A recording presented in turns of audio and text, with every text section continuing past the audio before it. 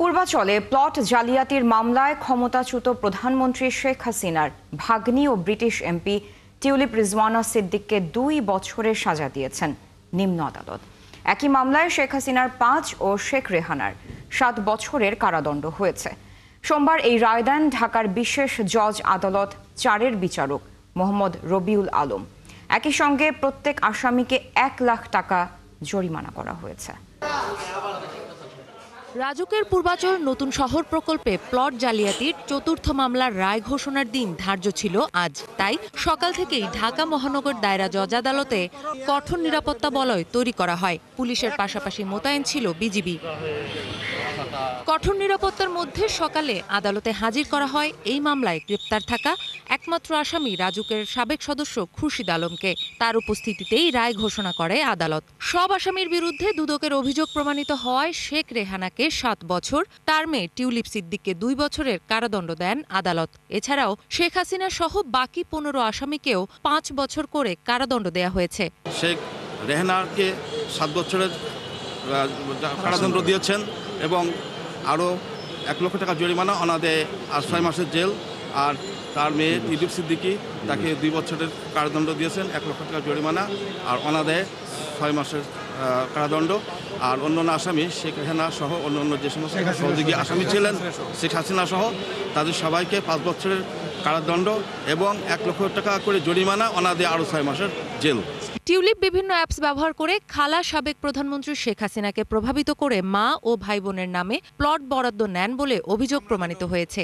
এই বিষয়ে সাবেক প্রধানমন্ত্রীর একান্ত সচিব সালাউদ্দিন সহ 2 জন আদালতে স্বীকারোক্তি দিয়েছেন। পর্যবেক্ষণের বিষয়ে আদালত একটা কথা বলছেন, একটা সূরার আল মাইদার একটা আয়াতের কথা উল্লেখ করছেন যে তোমরা প্রতারণা এবং জাল জালিয়াতির সাথে জড়িত থাকিও না এবং সহায়তা করিও না।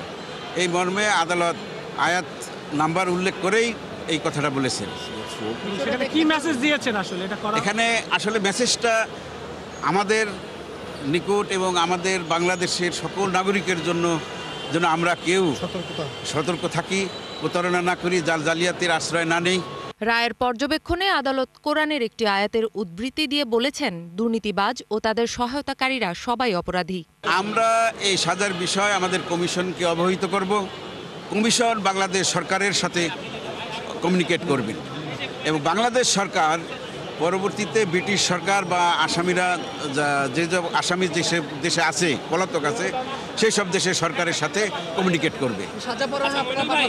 ইয়েস, আমরা তো সাজা পূরণ অবশ্যই পাঠাবো, দুদককে অবহিত করব। দুদক বাংলাদেশ সরকারের সাথে কমিউনিকেট করবে এবং বাংলাদেশ সরকার ব্রিটিশ গভর্নমেন্টের সাথে কমিউনিকেট করবে যে এই সাজার বিষয়টা তাকে অবহিত করার জন্য। এ সময় আদালত শেখ রেহানাকে বরাদ্দ দেয়া প্লটটি বাতিলের আদেশ দিয়েছেন।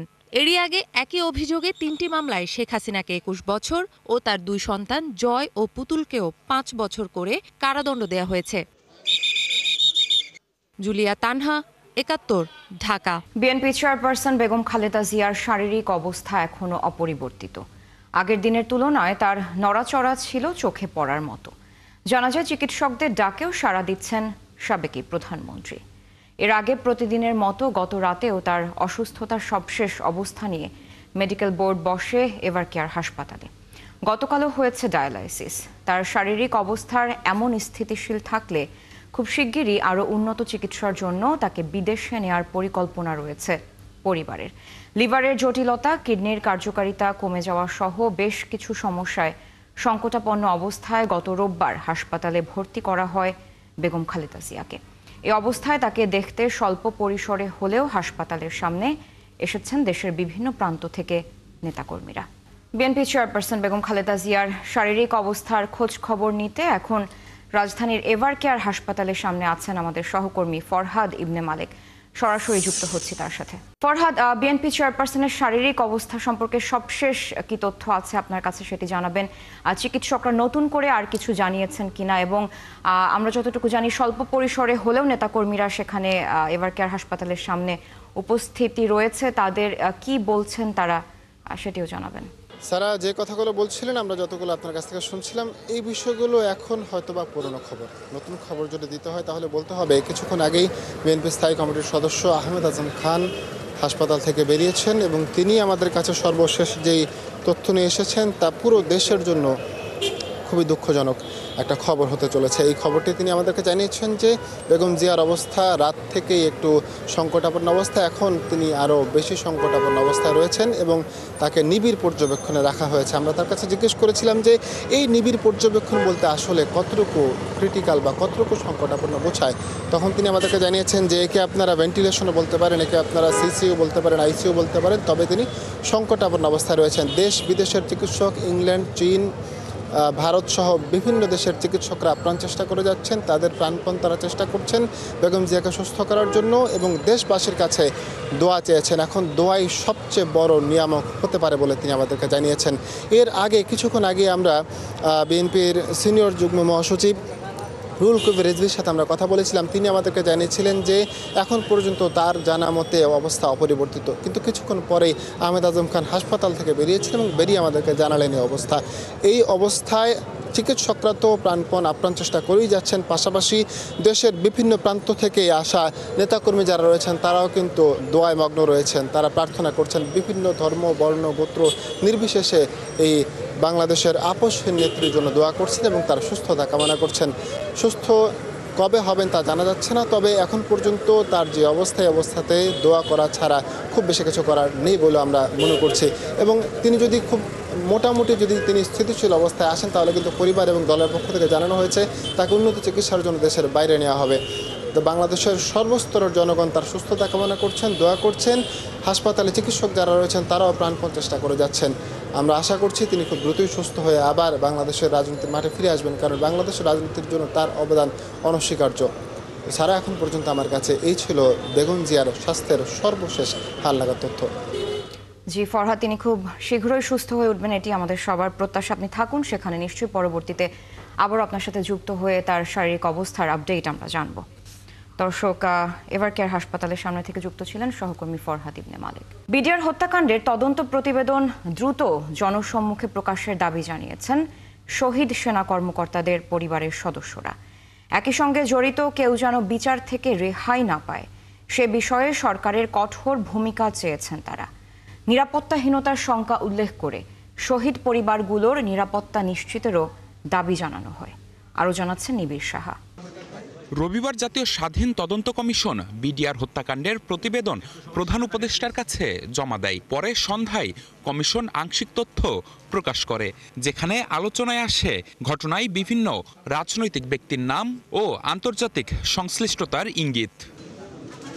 সোমবার সকালে শহীদ সেনা সদস্যদের পরিবার গণমাধ্যমের কাছে প্রতিক্রিয়া জানায়, তবে পুরো প্রতিবেদন প্রকাশ না হওয়ায় তারা বিস্তারিত মন্তব্য থেকে বিরত থাকেন। দ্রুত পুরো প্রতিবেদন ওয়েবসাইটে প্রকাশ এবং দোষীদের গ্রেপ্তার করে আইনের আওতায় আনার দাবি জানান তারা। আমি নিশ্চিত যে সেই কমিশন যেই সমস্ত নাম দিয়েছে সেই সমস্ত নাম আরো অনেক ডিটেল।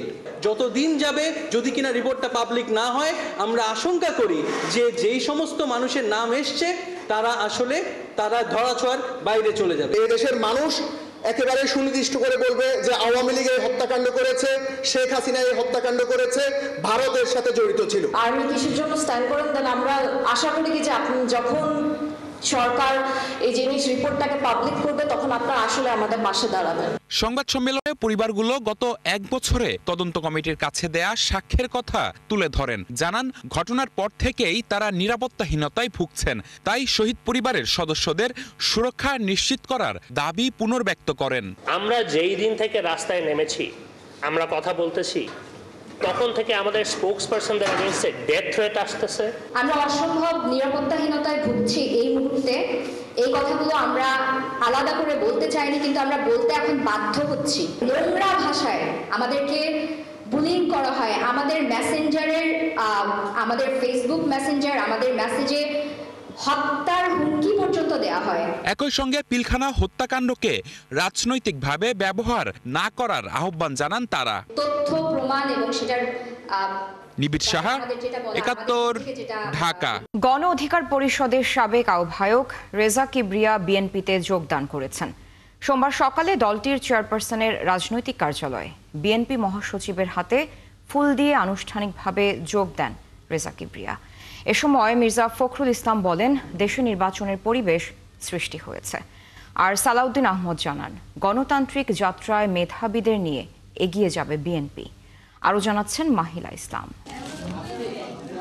গুলশানে বিএনপির চেয়ারপারসনের রাজনৈতিক কার্যালয়ে এসে দলটির মহাসচিবের হাতে ফুল দেন আওয়ামী লীগ সরকারের সাবেক অর্থমন্ত্রী শাহ এস.এম. কিবরিয়ার ছেলে রেজা কিবরিয়া। তাকে বিএনপিতে স্বাগত জানান দলটির শীর্ষ নেতারা। বিএনপিতে যোগ দিয়ে উচ্ছ্বসিত রেজা কিবরিয়া। বহুদলীয় গণতন্ত্র রক্ষা করেছে, আমি ইতিহাসে এরকম কোনো উদাহরণ অন্য কোনো দেশে দেখি না। এইসব কারণে আমি বিএনপির প্রতি আকৃষ্ট এবং শহীদ প্রেসিডেন্ট জিয়াউর রহমান আমার আদর্শ। যোগদান অনুষ্ঠানে বিএনপির অন্যতম নীতি নির্ধারক সালাউদ্দিন আহমদ বলেন, গণতান্ত্রিক অভিযাত্রায় মেধাবীদের নিয়ে এগিয়ে যাবে বিএনপি। স্বপ্নের প্রত্যাশার বাংলাদেশ নির্মাণ করতে পারবে, সেই প্রেক্ষিতে জনাব রেজা কিবরিয়া বাংলাদেশ জাতীয়তাবাদী দলের যোগদান করার ইচ্ছা প্রকাশ করলে আমরা সেটাকে আন্তরিকভাবে স্বাগত জানিয়েছি। গণতান্ত্রিক সমৃদ্ধশালী একটি বাংলাদেশ নির্মাণের জন্য আমাদের এই ধারা অব্যাহত থাকবে। বিএনপির মহাসচিব বলেন, দেশে নির্বাচনের পরিবেশ তৈরি হয়েছে। এখন আমি মনে করি যে দেশে একটা পরিবেশ তৈরি হয়েছে একটা অবাধ সুষ্ঠু নির্বাচন অনুষ্ঠানের। এবং আমি ধন্যবাদ জানাতে চাই যে এই অন্তর্বর্তীকালীন সরকার প্রধান আমাদের ডক্টর ইউনূস, তিনি ইতিমধ্যে 2026-এর ফেব্রুয়ারি মাসে নির্বাচন অনুষ্ঠানের ঘোষণা দিয়েছেন এবং সেইভাবেই আপনার প্রস্তুতি চলছে। এ সময় বিএনপির চেয়ারপারসন বেগম খালেদা জিয়ার সুস্থতার জন্য সকলের কাছে দোয়া চান মির্জা ফখরুল। আল্লাহ তাআলার কাছে আমরা সবসময় গোটা দেশবাসী এই দোয়া করছি যে আল্লাহ তাআলা তাকে যেন সুস্থ করে দেন এবং তিনি যেন সুস্থ হয়ে আমাদের মাঝে আসেন। মাহিলা ইসলাম, 71, ঢাকা। জুলাই সনদ বাস্তবায়ন ও গণভোট সহ 5 দফা দাবিতে 8 ইসলামী দলের উদ্যোগে খুলনা বিভাগীয় সমাবেশ অনুষ্ঠিত হচ্ছে। সোমবার দুপুর 2টায় নগরীর শিববাড়ি চত্বরে সমাবেশ শুরু হবে। সমাবেশে অংশ নিচ্ছে বাংলাদেশ জামায়াত ইসলামী, ইসলামী আন্দোলন, বাংলাদেশ খেলাফত মজলিস, নিজামে ইসলাম পার্টি, খেলাফত আন্দোলন, জাতীয় গণতান্ত্রিক পার্টি এবং বাংলাদেশ ডেভেলপমেন্ট পার্টি। এরই মধ্যে বিভাগের 9 জেলার নেতাকর্মীরা সমাবেশ স্থলে আসতে শুরু করেছে। এতে জামায়াত ইসলামীর ডাক্তার শফিকুর রহমান, ইসলামী আন্দোলন বাংলাদেশের আমির মুফতি সৈয়দ মোহাম্মদ রেজাউল করিম সহ 8 দলীয় জোটের শীর্ষ নেতারা সমাবেশে বক্তব্য রাখবেন। সহকারী শিক্ষক পদটি বিসিএস ক্যাডার ভুক্ত করা সহ 4 দফা দাবিতে কর্মবিরতি শুরু করেছেন সারা দেশের সরকারি মাধ্যমিক বিদ্যালয়ের শিক্ষকরা। সকাল থেকে তারা এই কর্মসূচি পালন করছেন। বন্ধ রাখা হয়েছে চলমান বার্ষিক পরীক্ষা। কর্মবিরতি পালন করছেন ময়মনসিংহের সব সরকারি মাধ্যমিক বিদ্যালয়ের শিক্ষকরা। সকাল থেকে ক্লাস পরীক্ষা বন্ধ রয়েছে। শিক্ষকরা বলছেন, বারবার দাবি আদায়ের চেষ্টা করেও সরকার কোনো পদক্ষেপ না নেওয়ায় এই আন্দোলন তাদের। নেত্রকোনার 11টি সরকারি মাধ্যমিক বিদ্যালয়েও বার্ষিক পরীক্ষা বন্ধ। অনেক শিক্ষার্থী বিদ্যালয়ে গিয়েও ফিরে গেছে। এতে দুশ্চিন্তায় পড়েছে শিক্ষার্থী ও অভিভাবকরা। এদিকে খাগড়াছড়িতে কর্মবিরতি পালন করা শিক্ষকরা জানিয়েছেন, দাবি আদায় না হওয়া পর্যন্ত এই কর্মসূচি চালিয়ে যাবেন তারা। বলেন, পরীক্ষা স্থগিত হলেও আগামীতে শিক্ষার্থীদের ক্ষতি পুষিয়ে দিবেন তারা। 7 লাখ টাকায় কেনা হবে একটি কম্পিউটার। থাকছে কর্মকর্তাদের ভ্রমণ বিলাসে 127 কোটি টাকার বরাদ্দ। শুধু তাই নয়, 216 কোটি টাকা ব্যয় হবে কেবল পরামর্শ নিতে। দিনে দুপুরে এমন ভয়াবহ পুকুর চুরির ঘটনা ঘটছে স্বাস্থ্য খাতের 13,000 কোটি টাকার নতুন এক প্রকল্পে, যা অনুমোদনের জন্য উঠছে সোমবারের একনেকে। বিশ্লেষকরা বলছেন, এটি স্বাস্থ্য খাতের অদক্ষতার অনন্য নজির। বিস্তারিত ইমদাদ হোসাইনের বিশেষ প্রতিবেদনে।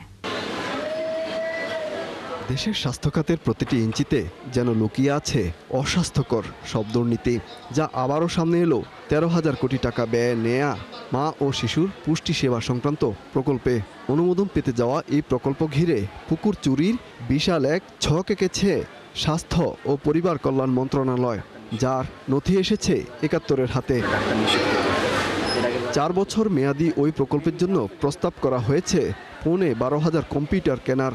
ভয়ঙ্কর তথ্য হলো 805 কোটি টাকা ব্যয়ের ওই কম্পিউটারগুলোর প্রতিটির দাম ধরা হয়েছে প্রায় 7 লাখ টাকা। অথচ তার বেশিরভাগই ব্যবহার হবে দেশের প্রত্যন্ত অঞ্চলে সাধারণ কাজকর্মের জন্য। শুধু তাই নয়, কর্মকর্তাদের ভ্রমণবিলাসে বরাদ্দ থাকছে 127 কোটি টাকা। আর পরামর্শকদের দেয়া হবে 216 কোটি। 805 কোটি টাকা ধরা হয়েছে কম্পিউটার ক্রয়ের জন্য, এবং সেখানে সংখ্যার ঘরে দেখানো হয়েছে 11,000 সামথিং। এই হিসাবে যদি আমি ধরি তাহলে প্রতিটা কম্পিউটারের মূল্য 7 লাখ টাকার মতো পড়ে। এর মধ্যে যদি অন্যান্য সরঞ্জাম থাকেও তাহলেও এটা এরকম একটি প্রকল্পে 805 কোটি টাকা কম্পিউটার ক্রয়, এই বিষয়টাও আমার মনে হয় ভালো করে খতিয়ে দেখা দরকার। শুধু কেনাকাটা ও অনৈতিক বরাদ্দই নয়, এলাকা নির্বাচনেও রয়েছে স্বজনপ্রীতি। যেমন প্রকল্পটিতে জলবায়ু সংবেদনশীল এলাকার কথা বলা হলেও বেছে নেওয়া হয়েছে কম ঝুঁকিপূর্ণ অঞ্চল চট্টগ্রাম ও সিলেটকে। অথচ এসব এলাকায় পুষ্টিহীনতার শিকার সবচেয়ে কম। তাই এমন অসঙ্গতিপূর্ণ প্রকল্প পুনর্বিবেচনার কথা বলছেন সাবেক এই সচিব। 4 বছরের প্রকল্প, প্রতি বছর একেবারে সমান করে বরাদ্দ ধরা হয়েছে। এটা দেখলে মনে হয় যে বছর ভিত্তিক প্রয়োজনীয়তার ভিত্তিতে করা হয়েছে কিনা এটাও খতিয়ে দেখা দরকার। সোমবার অনুমোদন পেতে যাওয়া প্রায় 30,000 কোটি টাকার 18 প্রকল্পের মধ্যে স্বাস্থ্য খাতেরই 4টি, যাতে ব্যয় হচ্ছে 23,000 কোটি টাকার উপরে। ইমদাদ হোসাইন, 71, ঢাকা। শহুরে তরুণদের মাঝে এইডস রোগীর শনাক্তের হার বাড়ছে। চিকিৎসকদের আশঙ্কা, আওতা বাড়িয়ে পরীক্ষা করলে এইচআইভি আক্রান্তের সংখ্যা অনেক বেশি হওয়ার সম্ভাবনা রয়েছে। রোগীরা বলছেন এই রোগে আক্রান্ত হওয়ায় স্বাভাবিক জীবনযাপন করতে পারছেন না তারা। এমন বাস্তবতায় আজ পালিত হচ্ছে বিশ্ব এইডস দিবস। আরও জানাচ্ছেন মেহেদি হাসান। ভুক্তভোগীর অনুরোধে নাম ও পরিচয় গোপন রাখা হলো। 22 বছর এই যুবকের এইডস রোগ শনাক্ত হয়েছে। চিকিৎসক ও রোগী উভয় শঙ্কিত। বিষয়টি পরিবারকেও জানাতে পারছে না সে। এটা মেবি ফিজিক্যাল সহপাঠীদের সাথে। ঢাকা সিটির ভিতরে 180% এইচআইভিতে আশঙ্কা যদি চেক করা হয়, তাহলে ধরা হবে, আমি শিওর। মহাখালী সংক্রামক ব্যাধি হাসপাতালে এইডসের জন্য বিশেষ চিকিৎসার ব্যবস্থা আছে। তাদের পরিসংখ্যান বলছে চলতি বছরের 30 নভেম্বর পর্যন্ত অন্তত 300 রোগী এইডস শনাক্ত হয়েছে, যাদের মধ্যে প্রায় অর্ধেকেরই বয়স 20 থেকে 30 বছরের মধ্যে। আমরা এখন বেশি পাচ্ছি আসলে হচ্ছে এমএসএম গ্রুপটার মধ্যে, হোমোসেক্সুয়ালিটি যাদের মধ্যে আছে। হোমোসেক্সুয়ালিটিটা আসলে দেখা যাচ্ছে যে আপনার কলেজ এবং কলেজ পরবর্তী যে সময়টা আছে ওদের মধ্যেই একটু বেশি দেখা যাচ্ছে, যারা ইউনিভার্সিটি লেভেলের যেসব ছেলেপেলে আছে তাদের মধ্যে হয়তো। দেশে 1 বছরে নতুন এইচআইভি এইডস রোগী বেড়েছে প্রায় 39%। 2024 সালের নভেম্বর থেকে 2025 সালের অক্টোবর পর্যন্ত নতুন করে এইচআইভিতে আক্রান্ত হয়েছে আনুমানিক 2000 মানুষ। আগের বছর এ সংখ্যা ছিল 1438 জন। এই সময় এইডসে মারা গেছে 200 জন, যা আগের বছর ছিল 195 জন। চিকিৎসকরা বলছেন এইডস হলেও নিয়মের মধ্যে থেকে স্বাভাবিক জীবন অতিবাহিত করা যায়, বিয়ে ও সন্তানও নেওয়া যায়। যে পেশেন্ট আর্লি ডায়াগনোসিস হচ্ছে এবং যে পেশেন্ট আপনার রেগুলার ওষুধ খাচ্ছে, সে কিন্তু নর্মাল লাইফ এক্সপেক্টেন্সি, মানে হচ্ছে একটা সাধারণ মানুষ যত বছর বাঁচে ওনার ঠিক তত বছরই বাঁচবে, এবং নর্মাল লাইফ কিন্তু সে লিড করতে পারবে, ফ্যামিলি কমপ্লিট করতে পারবে, সাধারণত সব কিছু ওকে করতে পারবে। কিন্তু প্রোভাইডিং তাকে ওষুধ খেয়ে যেতে হবে, একদম রেগুলার ওষুধ খেয়ে যেতে হবে, এবং এই ওষুধটা গভর্নমেন্ট থেকে ফ্রি অফ কস্টে দেওয়া হয়। আমাদের নৈতিক অবক্ষয়, ধর্ম থেকে দূরে সরে যাওয়া এবং আধুনিক ছেলেপেলেদের মধ্যে বিকৃতি এবং বেশি আসার ফলে আমার মনে হয় যে এই মেল টু মেল সেক্সটা বেড়ে গেছে।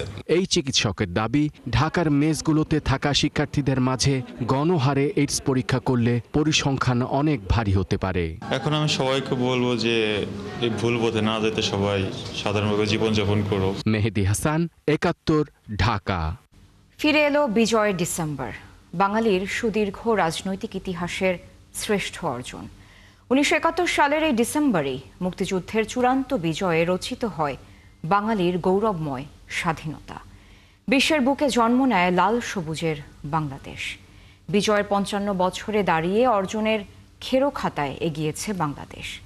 এমিরেটাস অধ্যাপক সিরাজুল ইসলাম চৌধুরী বলছেন, আক্ষেপ আছে নেতৃত্বের। আরও জানাচ্ছেন পার্থ সঞ্জয়।